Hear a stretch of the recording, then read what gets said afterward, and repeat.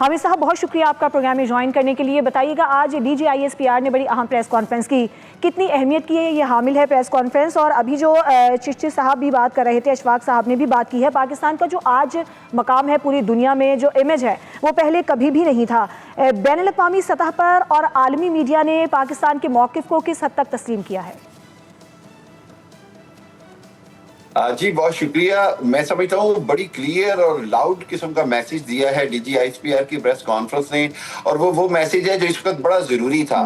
جہاں پر ابھی ہم بات کر رہے ہیں پاکستان کی, پوری دنیا میں جو پاکستان کی الحمدللہ آج پذیرائی ہے as a net security provider, net security stabilizer اور برج بٹوین جو دنیا کی بڑی ترین دشمن ہیں اس وقت, ان کے درمیان جس طرح ہم برج کا کردار ادا کر رہے ہیں, معاہدہ کروانے کی, مذاکرات, فیسیلیٹیٹر اینڈ گارنٹور تک کی ہماری حیثیت ہے, اسی صورتحال کے اندر ہم دیکھ رہے ہیں کہ جو ہمارا مشرقی ہمسایہ بھارت, جس کو ہم نے پچھلے سال بدترین شکست دی, دھول چٹائی, دنیا کے آگے اس کو ذلت اور رسوائی کا سامنا کرنا پڑا, وہ ایک بار پھر آپریشن سندور 2 کے نام کے اوپر کوئی ڈرامہ رچانا چاہ رہا ہے. اور اس ڈرامے کو ہم ابھی بھی وارننگ دے رہے ہیں.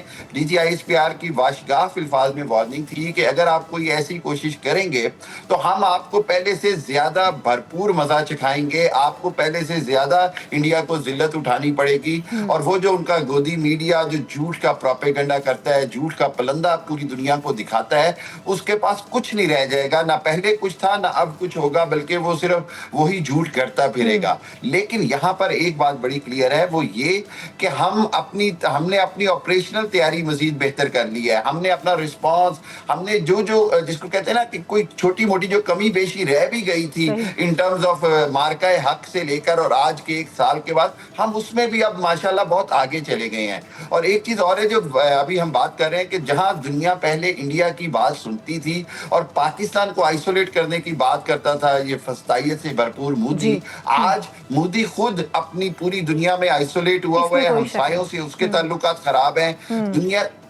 دنیا کے اندر اس کی بات اب نہیں سنی جا رہی. جبکہ دوسری جانب پاکستان کی جو بات ہے وہ امریکہ بھی سن رہا ہے, چائنا بھی پاکستان کے ساتھ کھڑا ہے, روس پاکستان کو اسٹیبلائزر سمجھتا ہے. اور سب سے بڑی بات یہ ہے کہ ایران اور یہ جو جنگ ہے اس کے اندر پاکستان کا جو رول ہے, میرا خیال ہے یہ آئندہ کی صدی تک تاریخ کا اہم ترین رول تھا جس میں ہم نے پوری دنیا کو تیسری عالمی جنگ سے بچایا ہے. اور میں یہ سمجھتا ہوں کہ ابھی اگلے 24 سے 48 گھنٹوں میں کوئی نہ کوئی فائنل شکل جو نکلے گی معاہدے کی, اس میں بھی اگین پاکستان کا کلیدی کردار ہے. اور پوری دنیا اس چیز کو معترف ہے کہ Pakistan is emerging middle super power in South Asia and in the region. علی صاحب وہی بات جو پاکستان کو تو پاکستان کی پوری دنیا میں واہ واہ ہو رہی ہے, جس طرح سے پاکستان کا اب آج کل امیج ہے, پھر امریکہ اور ایران کا جو جنگ بندی پاکستان نے کروائی, سالس کا کردار ادا کیا. بھارت کو مارکہ حق کے بعد کتنا نقصان پہنچا, مودی کی ساکھ کو کتنا نقصان پہنچا, اس کا جھوٹا میڈیا کس طرح سے دنیا کے سامنے بے نقاب ہوا؟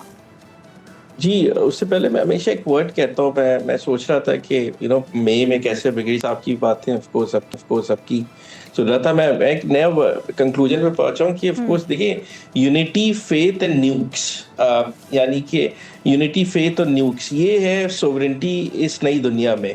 اور پاکستان نے آف کورس جب ہم نے 1983 میں کولڈ ٹیسٹ کیا اور 1998 میں آف کورس ہم نے بم ٹیسٹ کیا اور نیوکلیر پاور بنے, تو نیوکلیر پاور ہی سوورنٹی ہے. اور کتنا امپورٹنٹ ہے کہ ہمارے پاس اگر نیوکلیر پاور نہیں ہوتی تو ہمارے ملک کا کیا حال ہوتا.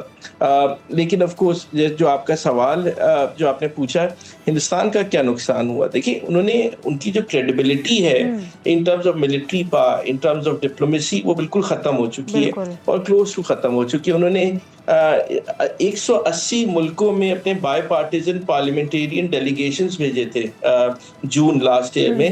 ایک ملک نے پاکستان کا نام نہیں لیا. ملیشیا میں تو انہوں نے جب بیٹھے ان کے پارلیمنٹیرینس, تو ملیشین فارن منسٹر سیٹ کہ Pakistanis are brothers and you are are friends.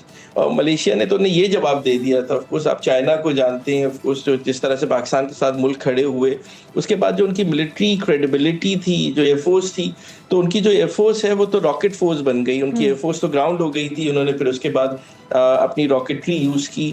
ان کی جو ملٹری ہے وہ اسٹیل میٹ پہ تھی. ان کی جو نیوی کہتے ہیں کہ انہوں نے اب تک وہ نہیں کی تھی. ایوری بڈی نوز, جیسے میں نے آپ کو بتایا کہ نیوی کیوں نہیں آئی تھی, کہ اس کا انہیں پتا تھا کہ آف کورس وی ہیو ہم نے اسمیش ابھی ایک میزائل یوز کیا ہے, تو we were ready to take them on. CM-400 نے جس نے S-400 کا چیز بورڈ ریڈار کا آف کورس مارا تھا, we were ready for their naval assets to deploy, اور of course Pakistan navy would have taken them آن.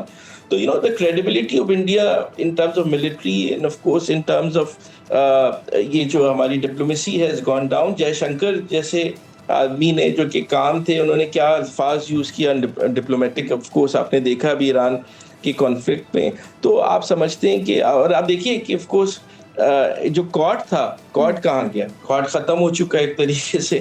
اگر آپ آف کورس برکس کی بات کریں تو India is actually not nowhere to be seen in BRICS. کہاں تھا گلوبل ساؤتھ اور تھرڈ شنگھائی جو آف کورس جو میٹنگ تھی اس میں تو India is seen as a Trojan horse. تو انڈیا کی کوئی کریڈیبلٹی رہی نہیں. ان کا تو وہ فادر لینڈ اور مدر لینڈ والا وہ جو قصہ ہے وہ بس اسی پہ وہ رہے, اور ان کے ساتھ ایک دو لوگ آئی تھنک افغان طالبان ہیں جو ان کے ساتھی رہ گئے. تو ان ٹرمز آف آپ انہیں کے ساتھ وہ ایک الائنسز رکھیں تو وہ بہتر ہوگا. But I actually concur with what Brigadier صاحب and of course ہمارے ساتھ جو صاحب بولے تھے کہ پاکستان کی جو کریڈیبلٹی ہے وہ بڑھ گئی, اور مڈل پاور اور ریجنل جو ہمارا جو تھا role from South Asia to Middle East اور سینٹرل ایشیا ہمارا بڑھ چکا ہے. اور اسے بہت سارے لوگ کہتے ہیں کہ دیکھیں بہت امپورٹنٹ چیز ہے کہ اس گڈ ول کو ہمیں فارن پالیسی لیوریجز اکنامک لیوریجز میں کنورٹ کرنا, کہ ایک عام پاکستانی تک اس پہ اثر آئے. اس جنگ کے بعد انشاءاللہ آپ دیکھیں گے کہ پاکستان کی اکانومی کس طرح سے گرو کرے گی. کچھ سرٹن چیلنجز آئیں گے بائی 27-28 کیونکہ گورنمنٹ ٹو گورنمنٹ کانٹریکٹس ہوتے ہیں. تو آپ دیکھیے گا کہ پاکستان جو ہے ریپلیس کرے گا, اور پھر ایک نیا مسلم کوڈ گروپ بھی بن رہا ہے جس میں ترکی ہے, سعودی عربیہ ہے. تو lot of things are changing for the better. بالکل ٹھیک ہے. اشفاق صاحب, بھارت کو جس طرح سے مارکہ حق میں پاکستان نے شکست کا مزہ چکھایا, لیکن ہم دیکھتے ہیں کہ ابھی بھی ان کی جانب سے یہی بیانات آتے ہیں کہ ہم آپریشن سندور 2 کرنے جا رہے ہیں. دھمکیوں کا جو سلسلہ ہے وہ آج بھی اسی طرح سے جاری ہے. آپ کو لگتا ہے کہ بھارت کے لیے اس وقت ضروری ہے کہ وہ اپنی پالیسیز پر نظر ثانی کرے اور تاکہ کشیدگی میں کچھ کمی آ سکے, یا آپ کو لگتا ہے کہ بھارت کی یہ نیت ہو سکتی ہے؟ جی دیکھیں کہ بھارت کو جو ذلت میں شکست ہوئی ہے, ہزیمت ہوئی ہے, وہ نیشنل امبیرسمنٹ تھی انڈیا کی. وہ اتنی آسانی سے ڈائجسٹ نہیں ہو سکتی. اور جو ملک نوشن آف وکٹری کرافٹ کرنے کے لیے آیا تھا, ہمیں سبق سکھانے آیا تھا, شکست فاش لے کے بیٹھ گیا. وہ بھی صرف 18 گھنٹے میں لیٹ گیا, فلیٹ ہو گیا. تو اس میں اپنے کوئی انٹرنل آڈینس کو کچھ نہ کچھ تو نوشن آف سیٹسفیکشن دینا ہے. تو اسی پروپیگنڈا تھیم کے تحت دیتے ہیں کہ سندور 2 جو ہے وہ جاری ہے اور اس کا ہم ایگزیکیوشن کریں گے.